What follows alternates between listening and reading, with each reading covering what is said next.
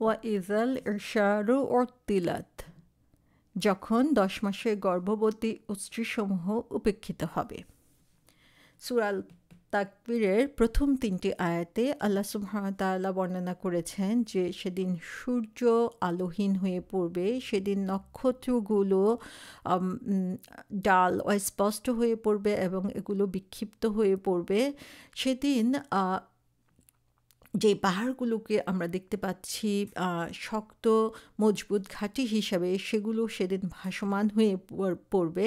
So আমরা চোখ খুলেই আমাদের সামনে যে দৃশ্যগুলো দেখতে পাই আমাদের আশেপাশে, সেই বর্ণনা দিয়ে আল্লাহ সুবহানাহু ওয়া তাআলা শুরু করেছেন যে কিয়ামতের দিনে যে কঠিন পর্যায়ে আমরা দেখতে পাবো বা কঠিন পরিস্থিতির সৃষ্টি হবে, সেটা আসলে কত কঠিন, যেটা আমাদের চিন্তার বাইরে, যেটা আমরা কল্পনাও করতে পারি না, সেরকম অবস্থার সৃষ্টি হবে এবং সেই অবস্থা করার ক্ষমতা আল্লাহ সুবহানাহু ওয়া তাআলা রয়েছে। তারপরে 4 নম্বর আয়াতে যে কথাটা বলা হচ্ছে সেটা হচ্ছে মোর স্পেসিফিক, আমরা বলতে পারি যে সে তখনকার যে কাফেররা রয়েছিল মক্কার মরুচারী মানুষজন, তাদের জন্য এটা বেশি উপলব্ধি করার জিনিস এবং তাদের সামনে আল্লাহ সুবহানাহু ওয়া তাআলা তাদের পরিচিত জিনিস দিয়েই এখানে উদাহরণ দিচ্ছেন যে ওয়া ইজাল ইরশারু উরতিলাত, যে যখন 10 মাসের গর্ভবতী স্ত্রীসমূহ উপেক্ষিত হবে। সো এখানে আসলে আল্লাহ সুবহানাহু ওয়া তাআলা কি বুঝিয়েছেন? আমরা যদি দেখি ইজা শব্দ আমরা অলরেডি জানি, ইরশারু শব্দটা অর্থ এসেছে হচ্ছে আশারা থেকে, এটা আইন শিন র হবে, নট সিন। সো আশারা থেকে, আশারা শব্দের অর্থ হচ্ছে 10, এবং উত্তিলাত শব্দের অর্থ হচ্ছে কোনো জিনিস যখন ইউজলেস হয়ে যায়, গুরুত্বহীন হয়ে যায়, যখন সেটা কোনো প্রয়োজন ফিল করে না মানুষ, তখন সেটাকে উত্তিলাত বলা হয়ে থাকে। তাহলে এখানে উশারা শব্দটা, যেটা ইশারের প্লুরাল, যেটা অর্থ হচ্ছে আশারা থেকে এসেছে, 10 বোঝানো হয়েছে।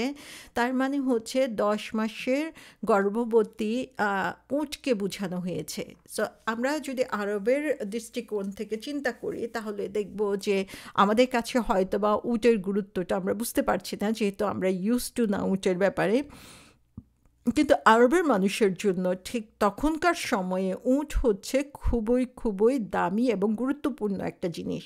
আর একটা প্রেগনেন্ট উট হচ্ছে তাদের জন্য আরও বেশি গুরুত্বপূর্ণ, কারণ তারপরেই তারা নতুন আরেকটা উট পেতে যাচ্ছে এবং আরবের বুকে উট হচ্ছে তাদের মেইন বাহন ছিল, যার মাধ্যমে তারা যোগাযোগ করতে পারতো এক জায়গা থেকে আরেক জায়গায়। এই উট ছিল তাদের খাবারের উপায়, তাদের দুধ পান করার উপায়।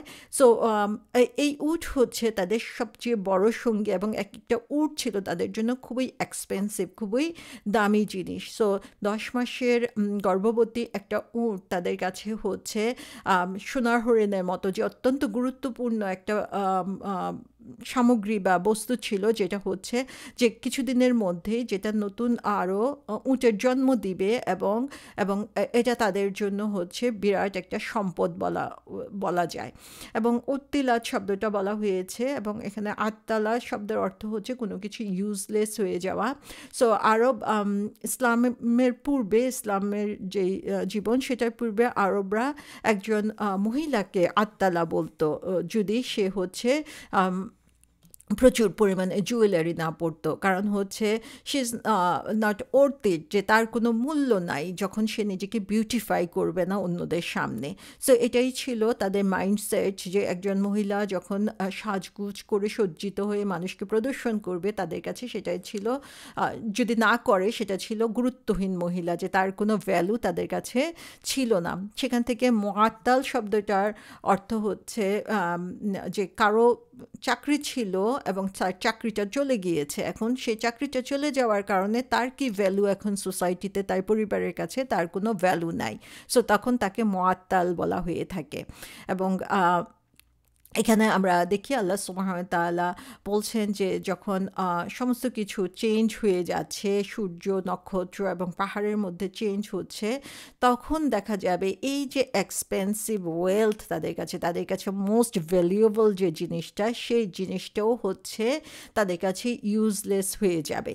তো সুবহানাল্লাহ, এই পর্যন্ত আল্লাহ সুবহানাহু ওয়া তাআলা আরবদের সামনে কিয়ামতের দিনে যে কঠিন এবং ভয়াবহ পরিস্থিতির সৃষ্টি হবে সেটাকে আল্লাহ সুবহানাহু ওয়া তাআলা তুলে ধরেছেন। আজকে আমরা যানবাহনের জন্য যেমন বাস, কার অথবা প্লেনের উপরে ডিপেন্ড করি, তখনকার সময়ে একটা উট ছিল তাদের জন্য সবচেয়ে বেশি ইম্পর্ট্যান্ট। এবং যখন সে উট কারো কাছে মূল্যহীন হওয়া মানে এরকম যে দামি একটা গাড়ি, সে গাড়ির চাবিটাকে আমরা যখন যেখানে সেখানে ফেলে রাখি, সেরকম একটা ব্যাপার যে আমার কাছে সেটা মূল্যহীন হয়ে পড়েছে। এটা হচ্ছে ক্রেজি পিপলের কাজ হবে, যে একটা দামি গাড়ির কথা আমরা যদি চিন্তা করি, যেমন রোলস রয়েস অথবা হচ্ছে লাম্বরগিনি অথবা যেই কারগুলোই হোক না কেন, যেগুলো মানুষের কাছে খুবই প্রেশিয়াস, সেরকম একটা গাড়ির চাবি যদি কেউ যেখানে সেখানে ফেলে রাখে, তাহলে বলবে যে তার মাথায় সমস্যা আছে, কারণ সে তার এত গুরুত্বপূর্ণ জিনিসটাকে কিভাবে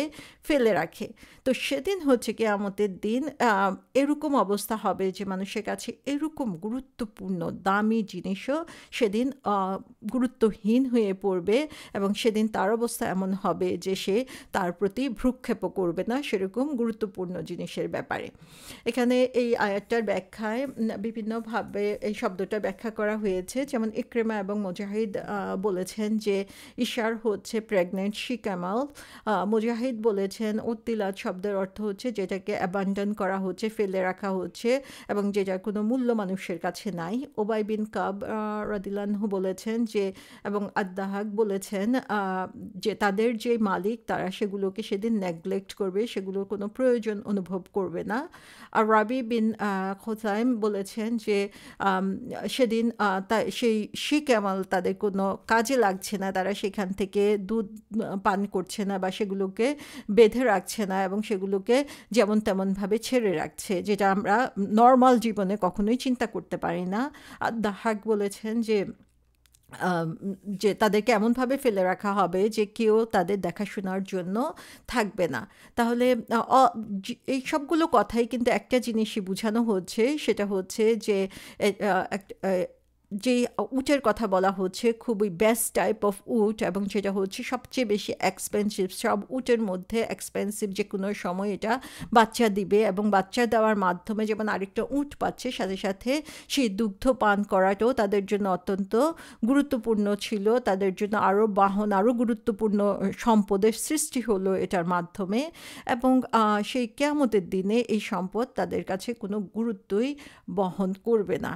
তাহলে এই সূরার মাধ্যমে আমরা দেখতে পাচ্ছি যে এমনভাবে এক্সপ্রেশনটা তৈরি করা হচ্ছে, এমনভাবে এই চিত্রগুলো আমাদের সামনে তুলে ধরা হচ্ছে, যাতে আমরা রিয়েলাইজ করতে পারি যে যেই জিনিসগুলো আমাদের কাছে অসম্ভব মনে হয়, যেই জিনিসগুলো আমাদের কাছে এত ভ্যালুয়েবল মনে হয়, যেই জিনিসের জন্য আসলে আমরা দুনিয়াতে আল্লাহ সুবহানাহু ওয়া তাআলার কথা ভুলে যাই আমাদের সম্পদের জন্য, সেই সম্পদ সেদিন অর্থহীন হয়ে পড়বে, সেই সম্পদ সেদিন আমাদের কোনো কাজে লাগবে না, সেগুলোর গুরুত্ব সেদিন কেউ উপলব্ধি করতে পারবে না। এবং এই যে সিভিয়ারিটি, এই যে ভয়ঙ্কর দৃশ্য আমরা দেখতে পাচ্ছি কাল কিয়ামতের মাঠে, সেই ভয়ঙ্কর দৃশ্যটাই আল্লাহ সুবহানাহু ওয়া তাআলা আমাদেরকে বুঝার জন্য এভাবে বারবার বিভিন্ন ঘটনাগুলোকে নিয়ে আসছেন, যে কারণে আমরা বুঝতে পারি যে আমরা কোন জিনিসকে প্রায়োরিটি দিব। আজকে যে জিনিসটা আমাদের জন্য এত গুরুত্বপূর্ণ, সেই ঘটনা সংঘটিত হওয়ার সাথে সাথে সেই জিনিসের কোনো মূল্য আমাদের কাছে থাকবে না। তাহলে আমরা কিসের পিছনে ঘুরছি, কোন মরীচিকার পিছনে আমরা আমাদের সময়কে ব্যয় করছি। তারপরে বলা হচ্ছে ওয়া ইযাল উহুশু হুশিরাত। তাহলে 5 নম্বর আয়াতে আল্লাহ সুবহানাহু ওয়া তাআলা বলছেন যখন বন্য পশুরা একত্রিত হয়ে যাবে। তাহলে এখানে যেই শব্দটা বলা হয়েছে সেটা হচ্ছে উহুশ, উহাশা, ওয়াহাশিন, যেটা অর্থ হচ্ছে বন্য, যেই প্রাণীগুলো হচ্ছে মানুষের পোষ মানে না, সে ধরনের প্রাণীর কথা বলা হয়েছে। এবং ওয়াহাশ শব্দটার অর্থ হচ্ছে যেটা হচ্ছে আনডোমেস্টিকেটেড, যেটা হচ্ছে গৃহপালিত না, এবং এগুলো হচ্ছে যেগুলো হচ্ছে অন্য প্রাণীকে দেখা মাত্র সেগুলোর উপরে অ্যাটাক করে, আক্রমণ করে, সেগুলোকে হচ্ছে উহাস বলা হয়ে থাকে। অর্থাৎ তাদের মধ্যে আসলে কোনো ধরনের অ্যাফেকশন নেই পৃথিবীতে অন্য কোনো সৃষ্টির প্রতি। তো তাদের এই যে বন্যতা সেটাকে এখানে তুলে ধরা হয়েছে। এবং উহাস শব্দটা সেরকম লোকজনের জন্য ইউজ করা হয় যারা হচ্ছে একা একা হেঁটে যায়, যারা অন্যের সাথে মিশতে পারে না, যারা অন্যের সাথে চলতে পারে না। সো এরকমভাবে আমরা দেখি বন্য প্রাণীরাও হচ্ছে অন্যের সাথে মিশে চলে না, তারা তাদের নিজের খেয়াল খুশি মতো চলে এবং অন্যের সাথে চলতে গেলেই তাদের মাঝে মারামারি হচ্ছে। এবং এই ওয়াহাস শব্দটা দিয়ে এরকম বোঝানো হচ্ছে যারা হচ্ছে অন্যের সাথে মিলে চলার মতো তাদের মনোভাব নেই বা তারা সে ধরনের চেষ্টা তারা করে না। এবং সেখান থেকে ওহুস শব্দটা এসেছে। ওহুস হচ্ছে ওয়াহাসের প্লুরাল। এবং তারপরে বলা হচ্ছে যে হুশিরাত। হুশিরাত শব্দের অর্থ হচ্ছে, এটা এসেছে হাসারা থেকে, হা শিন রা। আমরা হাসর শব্দটার সাথে পরিচিত সবাই, ইয়ামুল হাসর, হাসরের ময়দান আমরা বলে থাকি। এবং এই হাসরের শব্দ অর্থ কি? এর অর্থ হচ্ছে যখন এক জায়গায় একত্রিত হয় তখন তাকে হাসর বলা হয়ে থাকে। এবং হুশিরাত শব্দটা হচ্ছে প্যাসিভ, যে যখন সবাই একত্রিত হবে, যখন একত্রিত করা হবে সেটাকে হুশিরাত বলা হয়েছে। সো এখানে বলা হচ্ছে প্রাণীগুলো সেদিন একত্রিত হবে, যে তারা বন্য প্রাণীরা যেমন একা একা থাকতে পছন্দ করে, সেদিন দেখা যাবে তাদের যে বৈশিষ্ট্য, তাদের সেই বৈশিষ্ট্য তারা ভুলে যেয়ে তারা সব একসাথে হয়ে যাবে। সো এখান থেকে আমরা দেখতে পাচ্ছি যে তারা যদিও তারা উইলিংলি একত্রিত হয় না, কিন্তু সেদিনের পরিস্থিতি এত ভয়াবহ হবে যে তাদের ইচ্ছা না থাকলেও, তাদের স্বভাবের পরিপন্থী হলেও তারা সেদিন কি হবে, তারা একত্রিত হয়ে সেদিন ডে অফ জাজমেন্টে একসাথে অবস্থান করবে। এবং হাসরের ময়দান আমরা বলে থাকি, যেটা ইয়ামুল হাসর, সেটাও এখানে দেখি যে সেদিন সমস্ত কিছুই আল্লাহর সুবহানাহু ওয়া তাআলার সামনে একত্রিত হয়ে যাবে। সো আল্লাহ এখানে স্পেশালি বন্য প্রাণীদের কথা বলেছেন, হুঁশ হুশিরাত যেগুলো হচ্ছে। সো এটা দিয়ে আসলে যেটা বোঝানো হচ্ছে সেটা হচ্ছে যে যেটা তাদের স্বভাবের মধ্যে নাই, যেটা তারা স্ট্যান্ড করতে পারে না, যেটা তারা কখনোই করে না দুনিয়ার বুকে, সেদিন তারা right next to each other দাঁড়িয়ে যাবে। এবং সেদিন তারা দেখা যাবে যে একজন আরেকজনের সাথে ঝগড়াঝাঁটি না করে দাঁড়িয়ে আছে। অর্থাৎ এত ভয়াবহ অবস্থার মধ্যে সেদিন পড়বে। আমরা যেমন বন্যার্ত এলাকার মধ্যে দেখি যে যখন অল্প একটু জায়গা শুকনো রয়েছে সেখানেই দেখা যায় মানুষ, পশু পাখি যারা হচ্ছে অন্য সময় হয়তো বা একজন আরেকজনকে অ্যাটাক করতো, সেই কঠিন অবস্থার মধ্যে তারা যেমন একসাথে ওই একটু শুকনো জায়গার মধ্যেই সবাই একসাথে অবস্থান করে, তেমনিভাবে সে হাসরের ময়দান সারা পৃথিবীর বন্যপ্রাণীরা তখন কি হবে, এক হয়ে যাবে এবং তাদের মধ্যে যে ফাইট করার টেন্ডেন্সি সেটা সেদিন আর থাকবে না। সো তারা সেদিন কি হচ্ছে, একত্রিত হয়ে যাচ্ছে এবং একজন আরেকজনের পাশাপাশি এসে দাঁড়িয়ে যাচ্ছে। যেমন সূরা আবাসাতে বলা হচ্ছে যে মানুষ সেদিন পৃথিবীতে একত্রিত হয়ে থাকবে এবং কিয়ামতের দিনে কি হবে, তারা হচ্ছে একজন আরেকজন থেকে দূরে সরে যাবে।